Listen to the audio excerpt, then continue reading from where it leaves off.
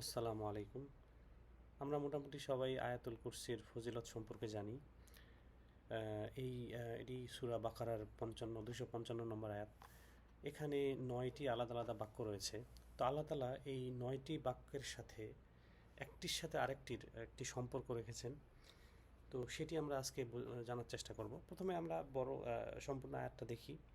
প্রথম আয়াত হচ্ছে যে আল্লাহু লা ইলাহা ইল্লা হুয়াল হাইয়ুল কাইয়্যুম লা তা'খুযুহু সিনাতুন ওয়ালা নাওম লাহু মা ফিস সামাওয়াতি ওয়া মা ফিল আরদ মান যাল্লাযী ইয়াশফা'ু ইনদাহু ইল্লা বিইজনিহি ইয়া'লামু মা বাইনা আইদিহিম ওয়া মা খালফাহুম ولا يحيطون بشيء من علمه إلا بما شاء وسع كرسيه السماوات والأرض ولا يؤوده حفظهما وهو العلي العظيم।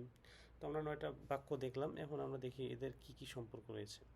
তো প্রথমে আমরা দেখব যে প্রথম যে বাক্যটি রয়েছে আল্লাহু লা ইলাহা ইল্লা হুয়াল হাইয়ুল কাইয়্যুম। এখানে আল্লাহ তাআলার দুইটি নাম উল্লেখ করা হয়েছে। একটি হচ্ছে হাইয়ুন, একটা হচ্ছে কাইয়্যুম। এরপর যদি আমরা শেষের আয়াতে দেখি, যেখানে বলা হয়েছে ওহুয়াল আলিয়ুল আযীম, এখানে আল্লাহ তাআলার দুইটি নাম।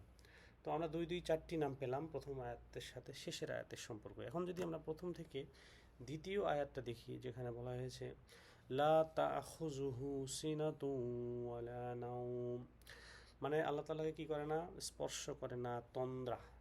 তন্দ্রা নিদ্রা বা তন্দ্রা তাকে স্পর্শ করে না। তন্দ্রা এবং নিন্দের মধ্যে পার্থক্য কি? তন্দ্রা হচ্ছে যে আমরা অনেক সময় ঝিমাই আর কি, এটাকে তন্দ্রা বলা হয়। আর নিদ্রা হচ্ছে যে ঘুম। এরপর আমরা যদি শেষের দিক থেকে যদি আমরা দ্বিতীয় আয়াতটা দেখি, সেখানে আমরা দেখতে পাবো ওয়ালা ইয়াউদুহু হিফজুহুমা, এইগুলো রক্ষণাবেক্ষণ তিনি ক্লান্ত নন। মানে পৃথিবী যে রক্ষণাবেক্ষণ করেন বা যে কর্ম তিনি পরিচালনা করেন, তিনি কখনো ক্লান্ত হন না। কিন্তু আমরা মানুষ, আমরা কি হই, আমরা কোনো কাজ করলে বা কোনো পরিশ্রম করলে তখন আমাদের কি হয়, রেস্টের প্রয়োজন হয়। কিন্তু আল্লাহর এই রেস্টের প্রয়োজন হয় না। দ্বিতীয় আয়াতের সাথে শেষের দিক থেকে দ্বিতীয় আয়াতের একটা সম্পর্ক।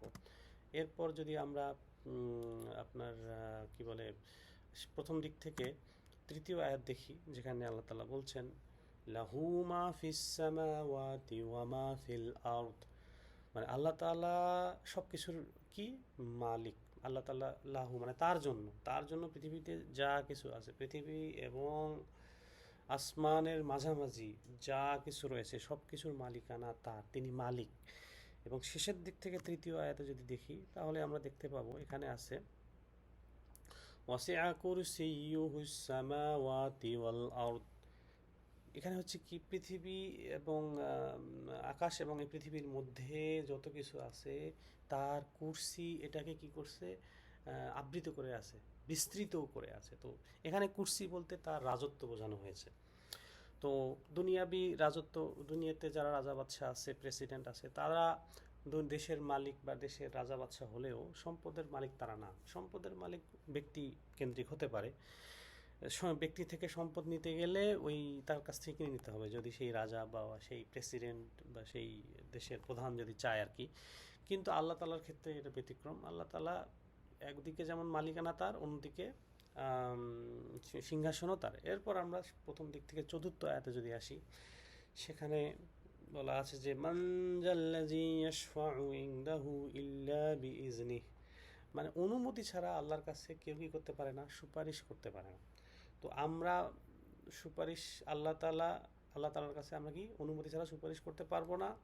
এটি হচ্ছে প্রথম দিক থেকে চতুর্থ আয়াত। এবং শেষের দিক থেকে চতুর্থ আয়াত যদি আমরা দেখি, এখানে দেখতে পাবো বলা আছে ওয়ালা ইউহিতুনা বিশাইইন মিন ইলমিহি ইল্লা বিমা শাআ, মানে কে আছে অনুমতি ছাড়া, যতটুকু আল্লাহ তাআলার জ্ঞান সম্পর্কে আল্লাহ তাআলা যতটুকু জানান, মানে আল্লাহ তাআলার জ্ঞান সম্পর্কে তিনি যতটুকু জানান, এর অতিরিক্ত আমাদের পক্ষে জানা সম্ভব নয়। তিনি যতটুকু জান ততটুকু ব্যতীত।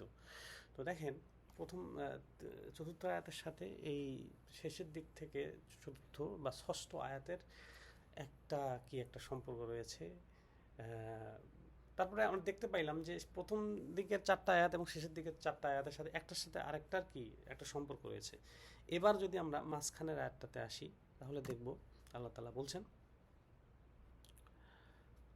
ইয়ালামু মা বাইনা আইদিহিম ওয়া মা খালফাহুম, মানে আল্লাহ তাআলা সামনে এবং পিছনে যা কিছু আছেন সব কিছু তিনি জানেন। তার মানে কি, এখানে দেখেন আল্লাহ তাআলা যদিও বোঝাইছেন যে আমাদের এই সমস্ত বিষয় আদি সম্পর্কে তিনি সামনে পিছনে যা আছে সব কিছুই জানেন, কিন্তু তার সাথে সাথে এই যে প্রথম 4টা আয়াত এবং শেষের 4টা আয়াতের সাথে যে সম্পর্কটা সেটিও তিনি রেখেছেন এবং এই আয়াতের মাধ্যমে সেটারও ইঙ্গিত দিয়েছেন। তো এইভাবেই আমরা কোরআনের আল্লাহ তাআলার যে বাণী, আল্লাহ তাআলার যে কথা, এর ভিতরে যে গভীর সম্পর্ক রয়েছে সেটি আমরা উপলব্ধি করতে পারি। আমরা কোরআন নিয়ে তাদাব্বুর করলে আমরা এই বিষয়গুলো আমরা বুঝতে পারবো এবং আমরা যখন আয়াতুল কুরসি পড়বো বিভিন্ন সময়ে তখন আমাদের মনোযোগ আরও বাড়বে। তো আরেকটা কথা বলে রাখি, দৈনন্দিন আয়াতুল কুরসি আমরা কতবার পড়বো? সুন্নাহ হচ্ছে 8 বার পড়া, 5 বার হচ্ছে 5 ওয়াক্ত ফরজ সালাতের পরে, আর একবার হচ্ছে সকালের জিকির যে আছে সেখানে, আর একবার হচ্ছে সন্ধ্যার জিকির সেখানে, এবং রাতে ঘুমানোর আগে। সুতরাং টোটাল 8 বার আমরা আয়াতুল কুরসি পড়ব। জাযাকাল্লাহ খায়ের।